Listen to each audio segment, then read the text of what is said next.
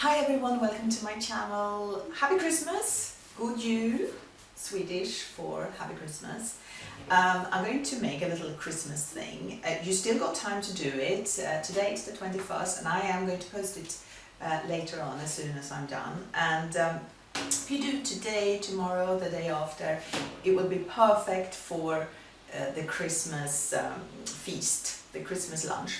So I wanted to do fermented cranberry sauce because it's nice to replenish yourself with a little bit of extra probiotics. I mean, I'm going to eat whatever is served. Actually, I'm serving these things because we're having Christmas here in London and we're going a whole British type Christmas.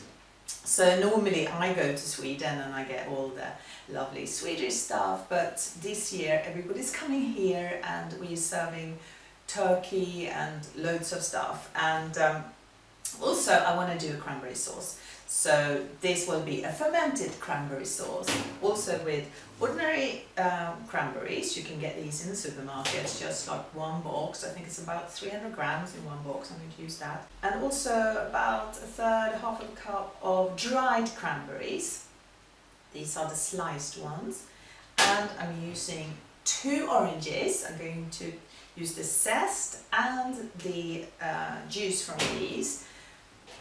This is 1 teaspoon of cinnamon, very Christmassy and lovely, and then 4 tablespoons of maple syrup, get it sweet, and also a teaspoon of salt and some cardamom seeds, sort of 6, 7, I don't know, cardamom seeds. If you have an airlock fermenting attraction, this is perfect for that. But I want to show you that you don't need that. If you just have an ordinary jar, I'm going to use just an ordinary plastic bag and put brine in there. I know plastic bags are not that great, but I want to show you how to do this without getting an airlock situation. I have done this recipe without airlock, without anything pushing down, but for me it works better to have something to cover it. I'm going to fill this up with a bit of brine. So if you might know already, but brine is 1 liter of water to 15 grams of salt. And it is, as per usual, sea salt, not ordinary table salt, not good at all, shouldn't really be in your house actually, but ordinary sea salt, perfect for this. So I'm filling that up to sort of press this down, the actual fermented thing, press that down. I'm now going to put everything in the food processor. It's a complete mess in the kitchen, but I want to show you some of my sort of Swedish Christmas decorations, because when I do Christmas I do get a little bit homesick and I want to do all sort of Scandi stuff. So a little tomte and stjärngosse, and these are the candles we light. So you light 1 candle every Sunday leading up to Christmas. It's nothing religious about that really. In Sweden it's just something everybody does, even if you're religious or not. So that's my julstake. And then I got a really big white star in the window. I don't know if you can see, but this is lit. Oh, but it's so bright outside, I don't know if you can see it. And this is from a store called Clas Ohlson that we do have in England now, in Reading. So sometimes I do voiceovers in Reading, and if it's before Christmas I get a few Christmas decorations and candy and stuff like that. It's super cheap. It's a classic place for men of a certain age. They've got loads of tools and yeah, everything's super cheap. It's like H&M of DIY, you could say. And then you've seen this already. My mantelpiece, also all Scandi Swedish stuff. This wooden tree.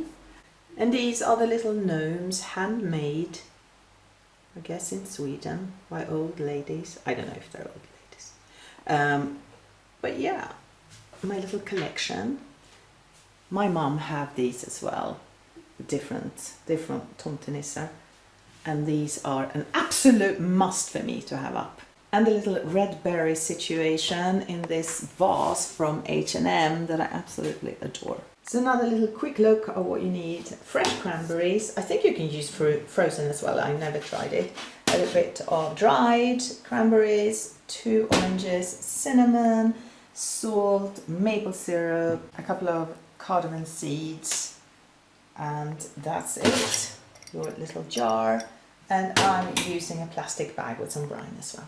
Boom. First I crush these little cardamom seeds, remove the pods. Oh, that is divine. And then the zest of 2 oranges straight into the food processor. And then the juice straight in. And then everything else. The cardamom seeds, the cranberries, dried cranberries, cinnamon, maple syrup and the salt. Boom! Okay, now we're going to pulse this.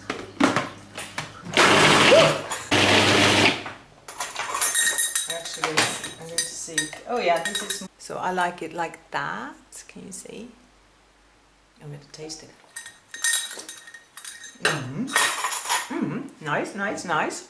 But also, of course, we want healthy bacteria, so of course, but also the taste gets mellower and deeper and not so sharp. Now you just take your Kilner jar and just scoop everything in. With clean hands, just press it down because it's more like a paste. And here is the brine. So here's my homemade plastic bag situation to keep it submerged. I have used pebbles as well. I don't think they are as good for this type of ferment, but if you got an airlock, fine, use that. You could probably use one of those reusable plastic bags as well if you wanted to. So here it is. Put this aside now for a few days and in a warm place, because when it's colder the fermenting process goes a little bit slower, and we want this fermented for about 3 days, so that would be fab if you could do that. And the warmer the place, the quicker the ferment will go. And then taste a little bit to see if it's good for you.